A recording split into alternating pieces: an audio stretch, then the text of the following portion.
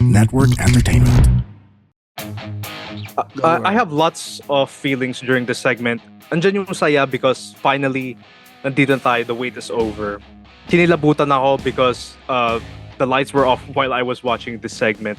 And lastly, I felt emotional kasi it gave me a feeling na parang, buhay pa nga si Bray, parang ganun. His spirit is still here.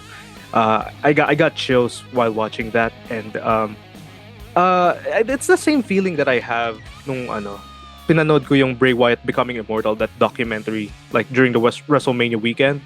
Yeah, I felt really emotional.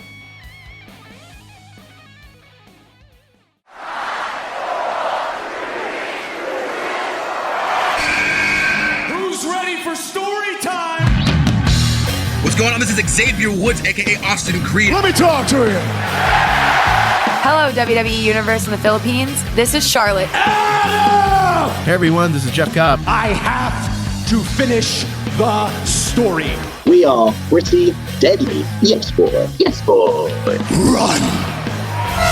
Bang! The sniper is shooting you down. This is TMDK's Robbie Eagles. Hey, this is the Cosmic Cactus, Paul London. Hello, my name is Ilya Dragunov. This is Czar, the NXT champion, and you're listening to... And you're listening to... And you're listening... And you are listening... And you're listening to the Wrestling Podcast. The Wrestling Podcast. The Wrestling Podcast. The Wrestling Podcast. To the Wrestling Podcast. Yeah.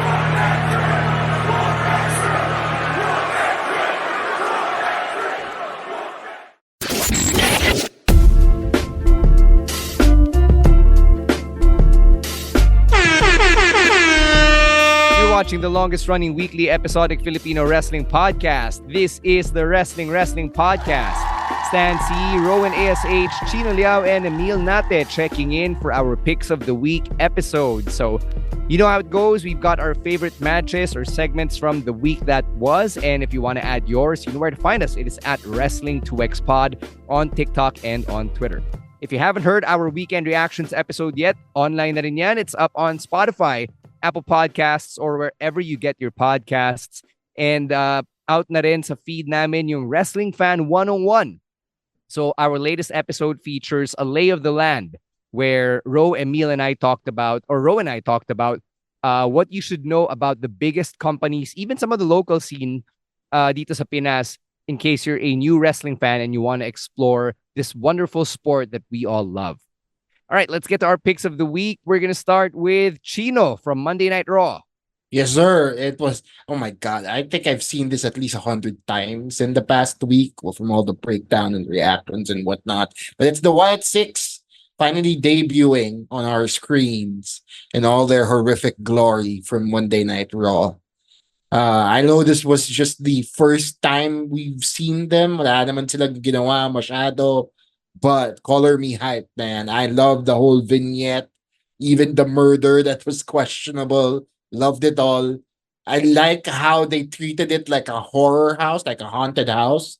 Sa mga amusement parks na pinupuntahan natin. How it made it like a walkthrough. Na kahit yung gorilla, wasn't safe. Yung backstage wasn't safe. And each member of the Wyatt 6 was prominently placed there. So kita mo kung ano sila, ano role nila doon, essentially, what character they were portraying, diba? And the twist that they gave us at the end of them just being all together like that.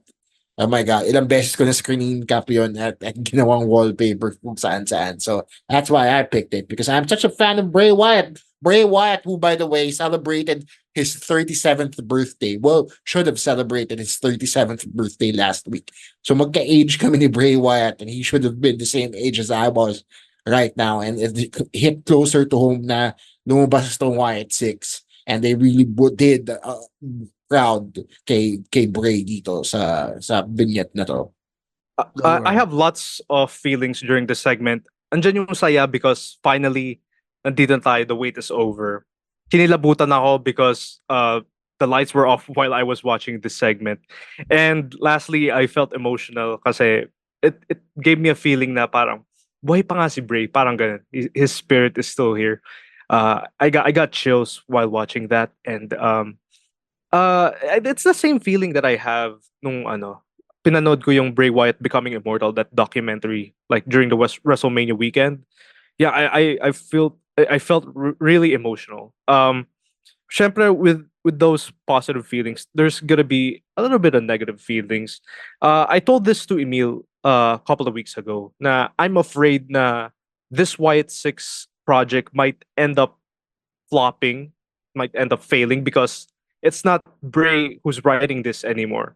Kasi like when it comes to writing the Fiend, everything from the past, it was all him. So, syempre siguro may konting alalay from the creative. On paper, everything they are executing now could be good, but somewhere down the line, I'm afraid it might end up being a flop. Pero ako, I'm still hopeful Kasi malay mo, somewhere down the line, it will end up really good. Kasi baka mamaya, huling bilin pala to ni Bray Wyatt and it's like written in a notebook. So Bo is just doing everything that was told there. I think that's a fair assumption, Emile, na, it could flop. Emile tuloy, Rowen, it could flop, diba? Because this is wrestling where wala naman talagang guaranteed, diba? Even Bray Wyatt's Fiend run flopped at some point kasi that Hell in a Cell match with Seth Rollins in 2019 kind of destroyed the Fiend character, and then Goldberg demolished him to take the Universal Championship. So you're right. This could end up sideways, diba? Ako naman I had to watch this multiple times kasi una-una sobrang dilim. Yeah. But doon sa point ni Rowen, meron din akong alinlangan because of even yung very recent one ni Bray Wyatt before he passed, diba? Like we all made fun of the Pitch Black match, diba? Kasi it wasn't that great. It was weird kasi yun yung huling alaala sa atin ni Bray, but at that time people were criticizing it. People did not like it. So I don't know. They did set a high expectations, or they did set high expectations with this debut. Kasi people are excited, people are hyped, people are already looking forward as to what's next. And that's gonna be, I think, the hardest part in this is the follow-up. Kasi sobrang ganda nung debut mo. So, plus, I am also a bit positive when I think I read something on Twitter or on the dirt sheets na they are going with a more realistic route rather than the superficial, that was the problem when Bray was doing it. Supernatural, you mean? Supernatural, which was in wrestling, there's a shell life with things like that. So right now, syempre, it's a debut. We're all excited for it. And again, we're all looking forward to how are they going to follow it up tomorrow on Raw. Well, you could argue na finalo up na nila by putting the security detail on SmackDown like we talked about in weekend reaction. So, yun nga, by the time you're hearing this, umere na yung Monday Night Raw. So, pag-uusapan natin sa live stream kung nasatisfy ba si Ro and Emile and Rowen. And I guess Chino as well, because, Chino is the biggest Bray Wyatt fan among all of us. So, I think the threshold for being satisfied with the storytelling is a little bit lower for Chino. All right, let's move on to the next pick. We're going to stay with Raw. Let's go to Rowen. All right, so my pick of the week is Braun Breaker versus Sheamus. Now, I know Braun Breaker has been making a name for himself for the past years in NXT and for the past few months here on the main roster. But this was a star-making match for Braun Breaker para sa akin. I like how this match was built. Like Braun Breaker thinks he's already qualified to face Sammy for the Intercontinental Championship because of his past actions or recent actions, like demolishing Ricochet and all. And then Sheamus comes out arguing na mas qualified siya because he's in a quest of becoming a Grand Slam champion. If he wins the IC title, yun na lang yung kailangan niya para maging Grand Slam. And then, out of all matches on Raw, ito talaga yung maraming physicality. It had the most physicality. And even though the match ended via disqualification with Sheamus winning, it's the post-match assault that made Braun awesome. Yeah, this was a good match. I like na they're having Sheamus go up against the younger guys on the roster.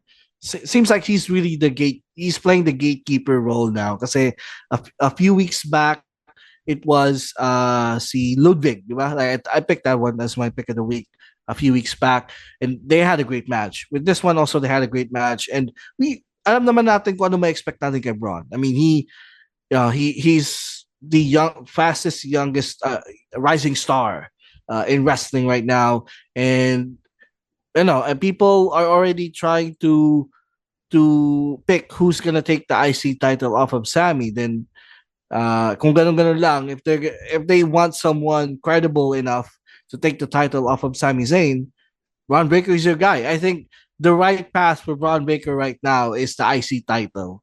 Because he's on that track to being a main eventer. And the IC title as your first singles championship is not bad.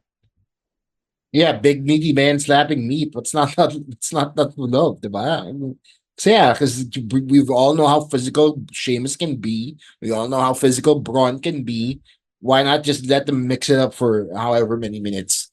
Diba? So I also don't have any qualms with this match. All right. Thank you so much, Rowan, for taking us or for sharing your pick from Monday Night Raw. We're going to take a break. When we come back on the other side, puro SmackDown naman, and a pick from outside the WWE. All of that coming up on the other side. But first, a quick word from our other podcasts right here on the Pod Network.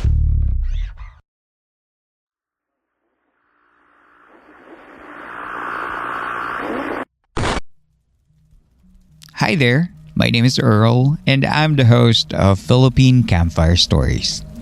After this episode that you're listening to, baka naman gusto mong mag-check ng mga horror stories sa mga folklore and urban legends na nangyayari sa Pilipinas. Mga true horror stories shared in a manner na hindi ka naman matatakot pero ma-entertain ka. Go ahead and check out Philippine Campfire Stories, and we have over 200 episodes just waiting for you. See you there! Let's go to Emile for his pick from SmackDown as we kick off our second half dito sa picks of the week. All right, my pick is the triple threat match, qualifiers for the Money in the Bank ladder match. It's Andrade versus Kevin Owens versus Grayson Waller.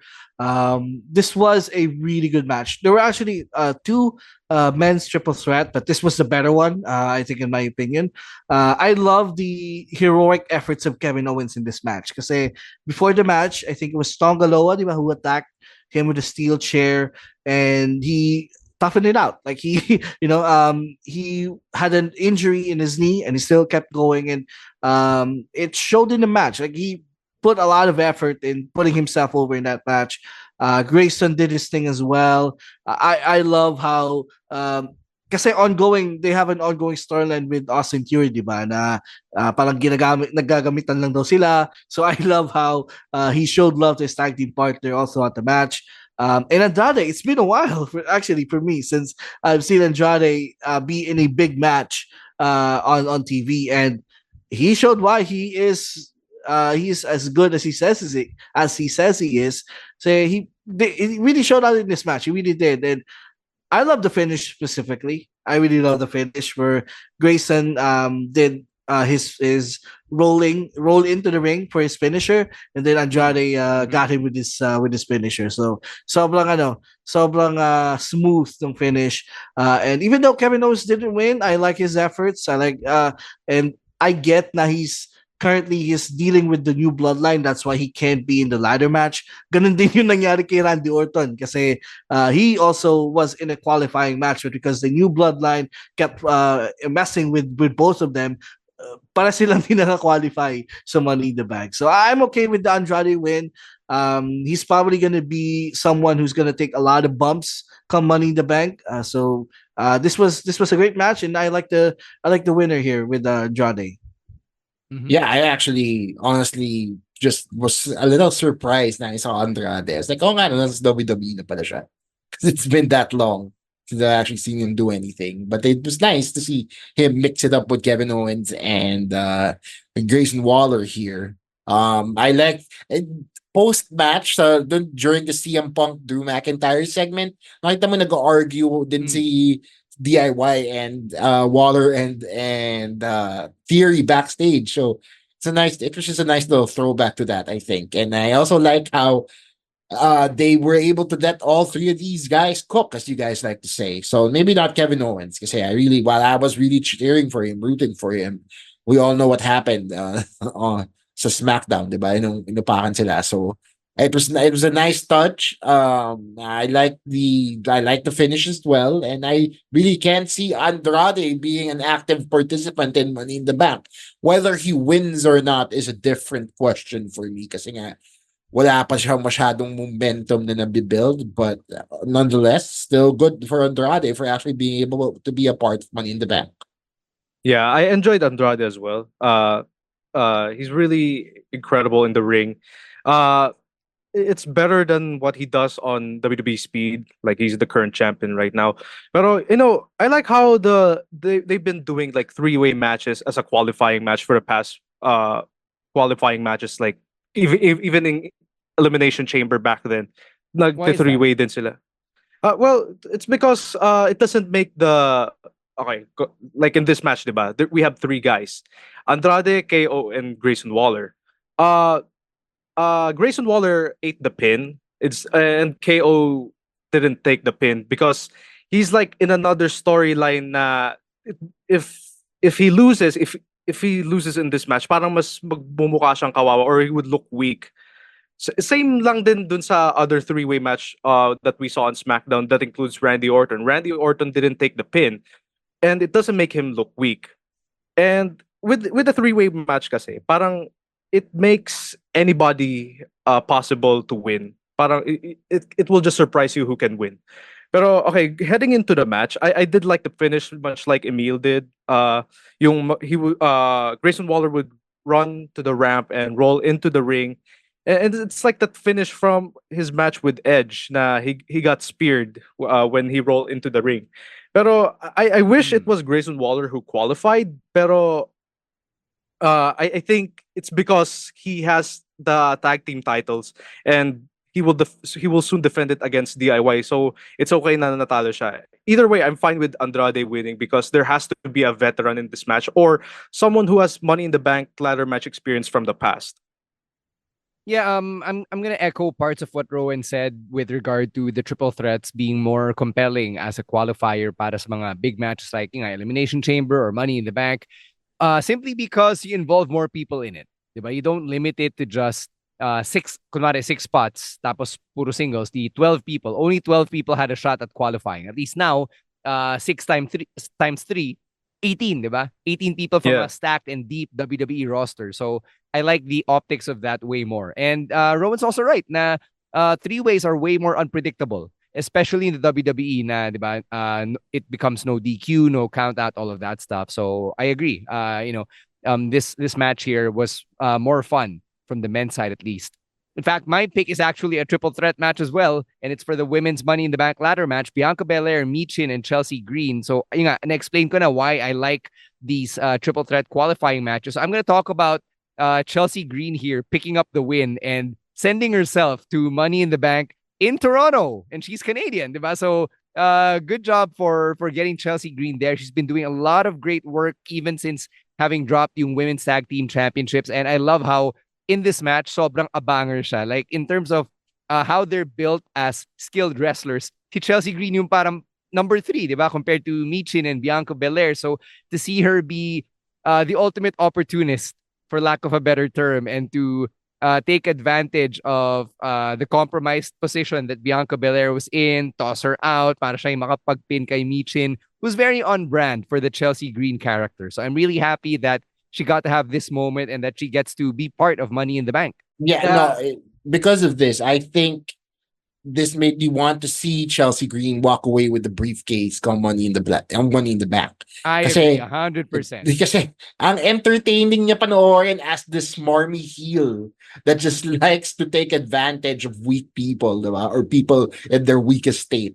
Diba? So parang ang saya lang panoorin na nandun siya umaaligid, gets her ass whooped a bit, and then nagsasapahan si Michin, si Bianca Belair, and then she's right there, and she won. Yeah, I was very surprised that she won. Then I remember, then yun nga sinabi mo na nasa Toronto pa din yung Money in the Bank. So it's like, it makes all the sense in the world for me to see her do the same exact thing wait for everybody to do this big ladder spot, and then all of a sudden, here comes Chelsea Green with her ladder to claim the briefcase. Ang ganda panoorin nun, Money in the Bank. So I hope it definitely happens.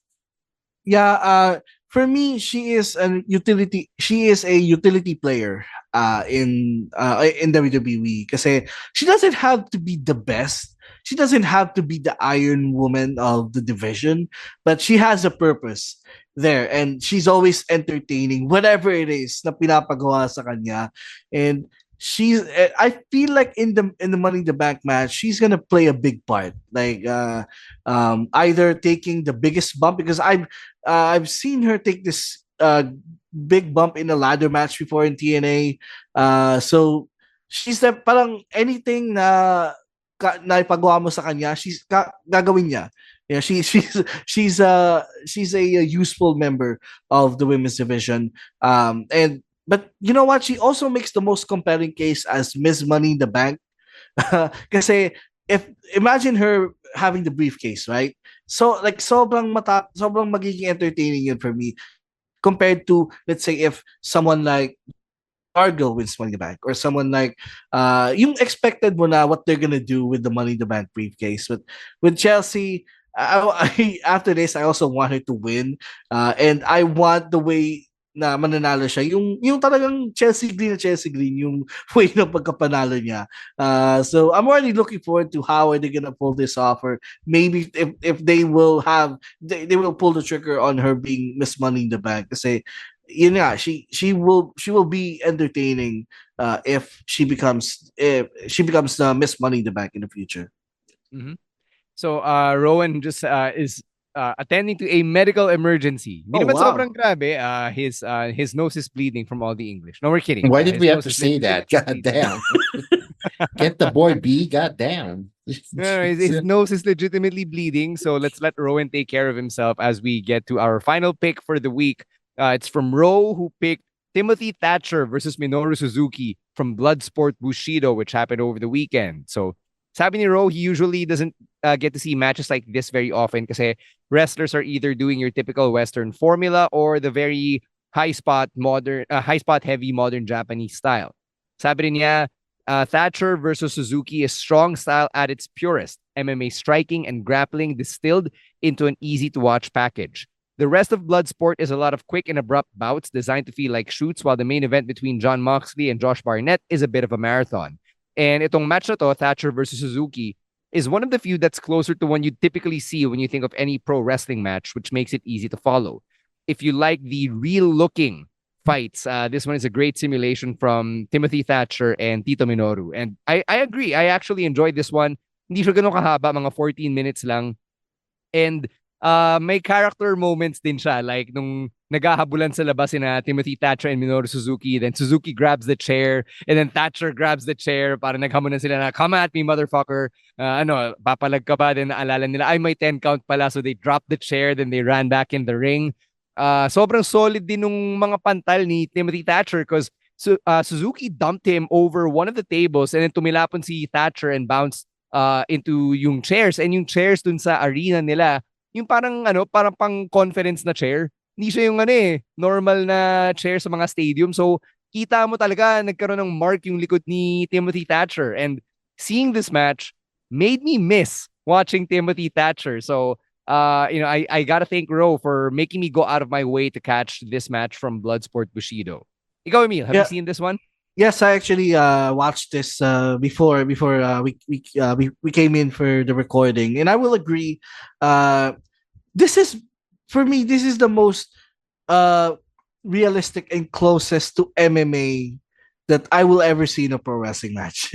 Kasi the holds are kind of the same as what I'm seeing whenever I would watch MMA, with a little bit of pro wrestling mixed into it. The spots that you mentioned, them going outside, that may pro wrestling thing pa din but it's mostly closest to MMA and strong style, which I appreciate. Hindi naman araw-araw makakita tayo ng ganito. Hindi naman araw-araw na we'll see a fight like this, and I appreciate this style. I appreciate every style, but I appreciate this the most kasi very rare lang natin nakikita to. And Bloodsport introduces that to a much wider audience, which I appreciate as well. And God, same thing. I miss seeing Timothy Thatcher. He had a run there in WWE for a while. Didn't really fit, but in the moments there, he had his moments there in WWE, and I just wish na he got up to the main roster. I would love to see Thatcher in this Triple H era where Triple H would just let them cook. Imagine Thatcher versus Gunther, Thatcher versus Ilya. But seeing him in other places as well, I think mas bagay kasi siya dun eh. That's what he likes, that's what he prefers. So hindi ako masyadong I don't follow him that much, but whenever I would see him, it would always be a treat. Yeah, so there. Those are our picks of the week. If you liked any of them, or if you caught any of them and you want to hit us up and just talk wrestling with us, you know where to find us. It is at Wrestling2XPod on TikTok and on Twitter. Stay tuned because we're cooking up a lot of stuff. Some collabs on the way featuring some new podcasts from the Pod Network. So we're really, really excited to get that one off the ground. We're still selling our Wrestling Podcast t-shirts. So if you want to support the pod and wear our logo, you can go to tinyurl.com/WWP t-shirt. Napakamura lang po, 700 pesos per shirt.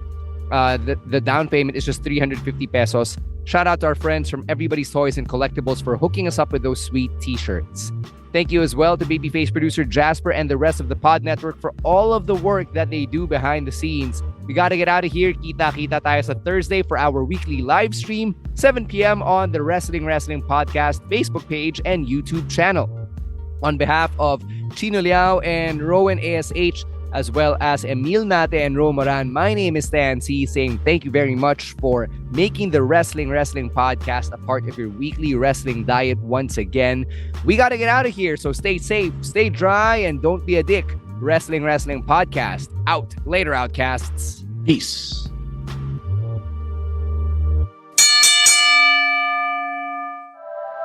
The opinions of podcast creators, hosts, and guests are not necessarily reflective of the official stance of the Pod Network Entertainment, its hosts, or other network programs. The content created by the people behind the podcast is personal and not meant to harm any religion, ethnicity, group, organization, company, or individual.